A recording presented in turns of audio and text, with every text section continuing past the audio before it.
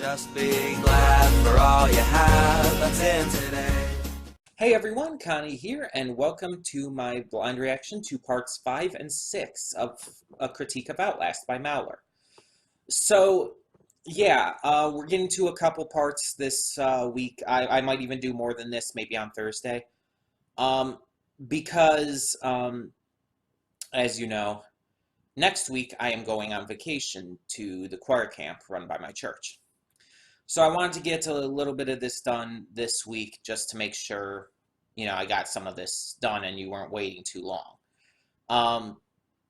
But yeah, so we got some more Critique of Outlast, and there's not too much to say going into this. It's like, again, some of the stuff he says I agree on, but most of it I don't. And that's fine. That's all well and good. As I've said before, it's all about opinion and whatnot, and as long as the entertainment value of the video is fine, that's what matters. I'm really starting to enjoy it a lot more as it goes on, because I think he's definitely taking a lot of time to really improve upon himself as this goes on. Now, I will say that I'm glad that he's definitely fixed the issues with his comparisons to other reviews and stuff, because, again, some of those just lasted way too long and just really dragged the videos down, so I'm glad that he cut those back a bit. And with the game in general, like I've said as well, I never really thought it was like the best horror game ever, the best game just out there. But I've never obviously been too critical of it. And some people could see that as a flaw, like, oh, you should be more critical. You should always be critical, because then you'll notice the flaws easier. And it's like, I don't necessarily want to notice the flaws easier. I mean, if I notice the flaws, I notice the flaws. But if I'm enjoying a game, it's like, I want to enjoy the game. I don't want to be burdened by, like, things like that. And in general, I don't think anyone should go into a game, a movie, a show, a comic, etc., with a critical mind, because I view it as them corrupting their experience. When you go into something like that, a piece of media with a critical mindset, when you go into it thinking about it as a critic, then you're automatically going to be looking for every little mistake. You're going to be looking for every little mistake, looking for every little nuance, and all it's going to do is end up hampering your experience. You're not going to be viewing it as a fan or as someone who enjoys watching movies or playing games or whatnot. You're going to be seeing it as if the entire purpose of you checking it out is to be critical of it.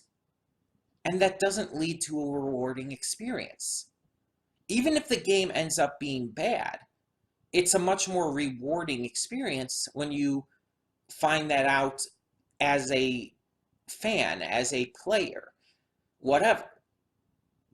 But when you're going through it critically, it's like you're going to find it to be not as good just pretty much automatically. And I mean, I've done this. I speak from experience as well.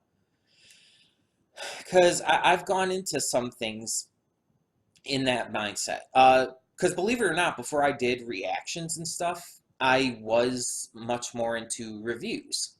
I reviewed a lot of stuff. I reviewed games, movies, cartoons, all of this kind of stuff. It was actually really where I got my start on YouTube before I did reactions. Reviews were kind of the first thing I did. And the problem is, I kept going into things looking at them critically rather than as a fan, as a viewer. And it hampered my experiences. It made me see those as, like, as something to be critical of. And I never felt like I was truly enjoying them. Never felt like I was, like, experiencing them for how they were supposed to be experienced. So yeah, I just feel like that's not the right way to go about it. Because every time I go into something as a fan of it, or just really interested in checking it out because I want to get that raw experience, it's always been a more rewarding experience. Again, even if I don't end up liking it. So yeah, there is that to take into account. But all in all, I think that that Mallor has gotten better at a lot of things.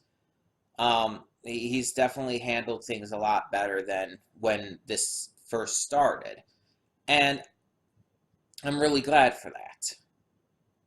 Now, I still see this game as good, and I don't agree with a lot of Mallor's flaws with it. I Not that I don't think they're flaws. I just don't see a lot of them. I don't believe that a lot of these flaws are actually there, basically. And that's going to still be the case going forward. I'm not going to agree with everything he says. In fact, I'm going to disagree with most of what he says. I would straight up believe that. But there will still be things that I do agree with, or things that I at least understand or acknowledge. And again, the big selling point at this time is the entertainment value. So I'm hoping that keeps up. But yeah, I am definitely interested to see where this goes. I am definitely interested to see what he has to say more about this, because I just really feel like this is really long for a game like this. It feels like he's said everything he's needed to say at this point, but there's still quite a lot more to go. So I have no idea where he's going to go with all of this. But, I mean, I guess we'll find out. So, yeah, we're just going to get this started and hope for the best, and we'll see what happens. So, when the screen fades to black, pause this redirect and go to the description below. Follow the link to the reaction, and after you watch it, come back here to the redirect and resume play. Because after it fades to black and then fades back in, everything from that point forward will be my afterthoughts and will contain spoilers to these 2 parts of the video series. So that being said, thank you so much for tuning in, and I will see you at the reaction. Okay, and we are back, and we'll begin with spoilers in 3, 2, 1, now. Okay, so, I mentioned it during the reaction and all, but I obviously want to bring it up again here. A lot of these 2 episodes, kind of his complaints hinged on the entire idea that less automatically makes things worse. A lot of it hinged on the idea that more is always better. In terms of, like, he's saying, like, there needs to be more camera filters, more detail. Another example was when he was talking about the maps and everything, how the Traeger map was bigger and had more going on and more to do or whatnot. And he's basically using that example of why that's the best map of the game, and was calling all the simplistic ones like weaker just because they were simplistic. And that kind of ideology is stupid, in my opinion. The idea that less is automatically worse is dumb. Less is not automatically worse. More is not automatically better. Sometimes more can be detrimental to a game, a movie, a series, etc., etc. Because it'll feel overcrowded. It'll feel like there's too much going on. It'll feel like it's just trying too hard. And sometimes less can feel like, oh, this is just right. It doesn't need to be anything more. And it's like, it's just such a ridiculous idea. Like with the maps, using those as an example again. Yes, the smaller maps tend to be more samey, more consistent in terms of their gameplay. They tend to be very repetitive even. That doesn't make them bad. Repetition is another thing that's like that people try to say is always bad, and that's completely false as well.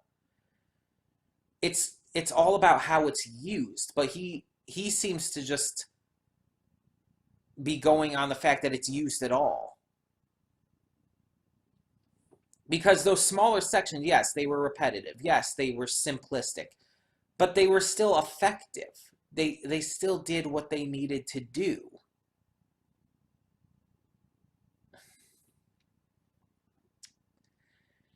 I do like that he acknowledged the great quality of the graphics and the lighting.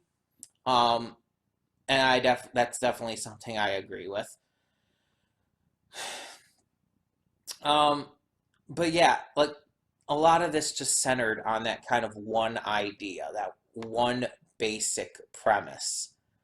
Um, and then he talked about the jump scares there at the end, and it's just like he's just like judging each jump scare. That part, it's like that's very subjective, up to the interpretation. So it's all about how each jump scare affects you. He's trying to analyze them though, as if it's like, oh, this jump scare is not effective because of this reason, because it's just loud noises and a sudden appearance of a character. It's like, if it works, it works. It doesn't matter if it's a cheap jump scare or not. Um, but yeah. Uh, he talked about um, also subverting expectations, but I think that he really used that loosely. Oh, Outlast does not subvert expectations. In maybe a couple places, like you'll be surprised by what happens, by one thing happening instead of another, by a character doing something you don't expect them to. But at the same time, the game in and of itself is not a subversive game. It doesn't do anything really surprising from much of any standpoint. It's not meant to. It throws you into things, tells you what to expect, and goes with it. And again, for the most part, you get what you expect. It's very obvious what's going to happen in pretty much the entire game, in terms of, how the game works and everything. And again, that's not a bad thing just because it's predictable. Predictability does not mean bad. It's all about its, how it's executed. And I think the execution is fine. He talks about like graphics around certain characters, like how like their feet don't look right, and it's like meh, that's not really anything super important or valid in my eyes, at least. Um, Now there's a couple points throughout these two videos where he used a lot of examples again, and he started to slip back into using too much. There are a couple points where he was using like clips from other reviewers and all, and he just went way too far with them and did too much. The points where he's like talking about a very specific mechanic or whatnot, and he shows like every single instance of that in the entire game, and it's like you really don't need to do that. It just comes across as a time filler, like he's trying to fill time to reach some kind of imaginary lower limit to the video length, and it really feels distracting, honestly, for the video, because it's like it lasts so freaking long. uh, it's just really kind of annoying, to be completely honest. And the last thing I really want to talk about here in these afterthoughts, that I like didn't really mention during the reaction itself is, well, I mean, I kind of mentioned it, but I want to go further into it, is his insistence on continuously comparing this to Amnesia. Now, I mean, I get it. Amnesia is a big name horror game. It's, I mean, hell, for a lot of YouTubers, it started their careers. PewDiePie, Markiplier, Jacksepticeye, all of them really got their start because of Amnesia. And probably many, many others as well. And that's all well and good. And I've never said that Amnesia is a bad game, just that I'm not personally a fan of it. He seems to be so insistent, though, on making these comparisons just because Amnesia is like his favorite horror game, and this is one he doesn't like, and he's explaining why. The problem with this is that they're not similar, like, at all. And that's kind of the point he's making, but at the same time, it doesn't come across as, like, valid comparisons or contrasts, even, because they're not comparable. There's nothing to connect them that makes these, like, really valid other than them being horror. Like, what I'm saying is that they're so vastly different of games, it feels like you're comparing apples to oranges. Yes, they're both fruit, but that's about it. They're both fruit, they both have seeds. That's like the only real comparisons you can make. But he's insistent on constantly comparing every little thing. And it's like, they're going to be very vastly different. They're meant to be different. They're meant to have different experiences. Amnesia was meant to be very, what's the word for it? Atmospheric. Amnesia was meant to be very atmospheric. That was a big point of the game. A big point of the scares were meant to be built on atmosphere. And in terms of that, it worked. I've said before, atmosphere was done amazingly in Amnesia. All of its scares, its story, everything, all of that's built upon that.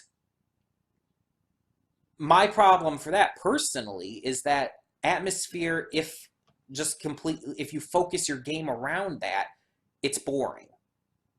That's one of the biggest reasons, if not the biggest reason, I found Outlast so boring. Because it seems like the entire game was like, oh, let's make a horror game about atmosphere. Make it all about atmosphere, and everything else comes second to that. That's how it felt to me. Nothing was interesting because it's like, oh, we're just going to make it atmospheric as fuck, make the scares built upon that atmosphere, and we're going to just kind of skimp on everything else. And again, not that the lighting or graphics were necessarily awful in Amnesia. I'm not even saying like necessarily that the characters or story were just outright awful. I'm just saying all of it felt lacking because all of the effort seemed to be about building that atmosphere for me. But the Outlast is not supposed to be that kind of horror game. They're a completely different horror game. Outlast is basically, you could refer to it as, yeah, a on-rail jump scare experience. Outlast focuses on the story and its surrounding characters, basically. The story and the characters. All of the scares and everything are based upon the story and the characters, based upon the world that all of this takes place in, the events that happened, the characters that make it up. All of its main scares focus around that. All of its intensity is built around that. It's not super atmospheric in that way. It's not meant to be. It's completely different. Yes, Outlast is much more linear than Amnesia. That's not necessarily a negative. He uses that as a huge negative in these parts too, like linearity is just automatically bad, and it's not. I mean, hell, Skyward Sword, the Legend of Zelda game, Skyward Sword, is probably one of, if not the most linear Legend of Zelda game, and it's easily one of the best because of its story and characters. And I've said before in many videos that those are the things that matter most, story and characters, because those are the things that you remember, the things that are important to the experience of pretty much any piece of media. The story is what's happening. It's literally the focus of everything. If you have no story, you have no piece of media. And the characters are important because you need characters to connect to have something going on. Some pieces of media can be made on having very few characters and allow you to connect to those characters, or even purposefully not connect to them a lot easier. Some have a lot of characters, and that allows for a diversity of different focuses and styles, and allows for you to connect to certain characters while others you don't connect to, but it gives you a lot of effort and allows for a lot of different people to see different things in the piece of media. Outlast is definitely more of the second option, with having a lot more going on with the story and the characters. While Amnesia is more of, again, atmosphere over everything else, and the story and the characters are just kind of barely there, it seems. I mean, don't get me wrong, I'm not saying that the story and characters aren't important to Amnesia, just that they're not the focus. Take away the atmosphere of Amnesia, and the game is not as great. It takes away the biggest appeal and the biggest just positive about the game. The only thing you could take away from Outlast that would have the same effect is the story and characters. If you lessened those, then it would have the same effect. But Outlast doesn't have that atmosphere to take away. If you took away the story and characters of Amnesia, it would be pretty much the same, because it would still have that atmosphere. If you took away the deep, complex story with all the characters, with Daniel and the other guy, I cannot remember his name, and all of that, and the moral ambiguity of whether or not Daniel's even a good guy or whatnot, if you took all of that away, the game would still be pretty much the same experience, is what I'm saying. You just wouldn't have the moral ambiguity and the character stuff. But the gameplay, actually, the experience of the game and all would still be the same. Outlast, if you took away the characters and story, it would basically stop the game from basically existing. But if you took away the bits of atmosphere that Outlast has, it wouldn't really affect that much at all. So these games are built on two very different perspectives, two very different styles. So it's like, again, you're comparing apples to oranges by constantly making these comparisons. Now, Soma, I don't know much of anything about Soma. I haven't played it. I haven't seen it played. So I can't say about that, but from what I'm gathering, based on the fact that he's using it in kind of the same context as with Amnesia, I'm assuming it's much more like that than it is like Outlast or many of the horror games I like. So it's like, yeah, it's just not that apt of a comparison, honestly. And it kind of makes those sections of the videos kind of come across as a bit not really wrong, but not that great because of it. They kind of feel very bland as comparisons when he's talking about that stuff, because it's just like, oh, he's talking about comparing apples to oranges again. which makes no sense, but okay, let's just go on with that, I guess. He also talked about the movement and stuff, and I know I said that was going to be last thing, but I want to. I guess I just remembered about this and all.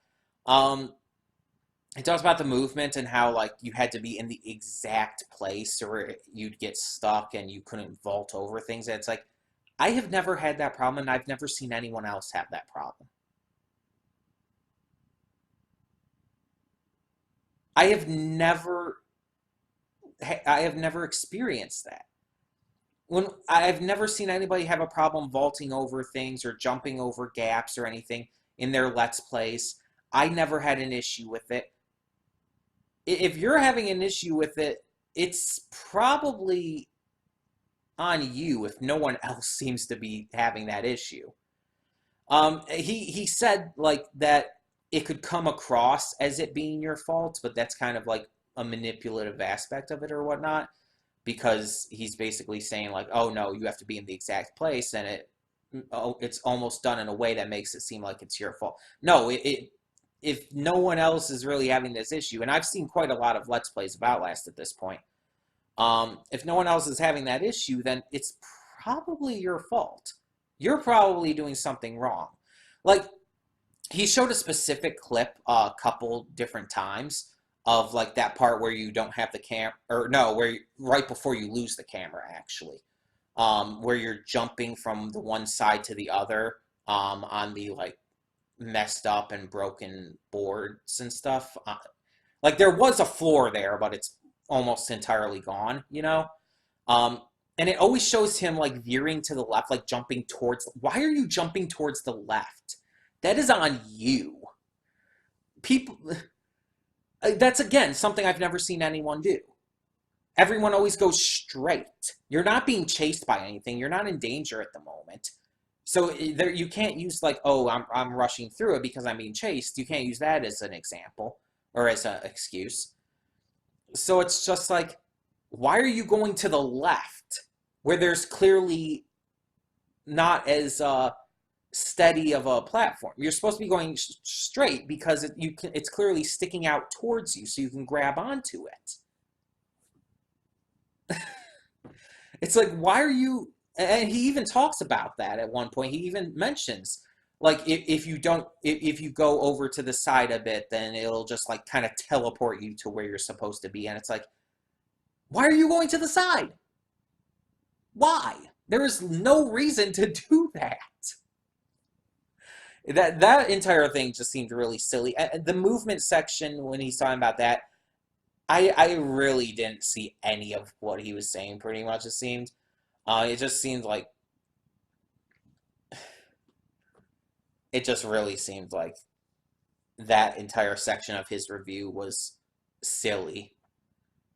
Um, but yeah, overall, he seemed to backpedal a little on this set of episodes, in terms of how he was presenting it and the way he presented like those clip show style moments, like the examples. And there was the one he did, by the way, the one like all those examples of yada yada yada, where he had that really annoying random music playing as well, and it's like, what the fuck? I mean, unless he got that from someone else, but then why would you use that? It felt so out of place with everything else, every other set of examples he's used, every other set of clips where he's trying to make a point, you know, like by showing all of these clips back to back to back of pretty much the same kind of thing. Why did that set have to have that really annoying weird music? And it's like, that really felt off in terms of how he made that video. Like, not in terms of like,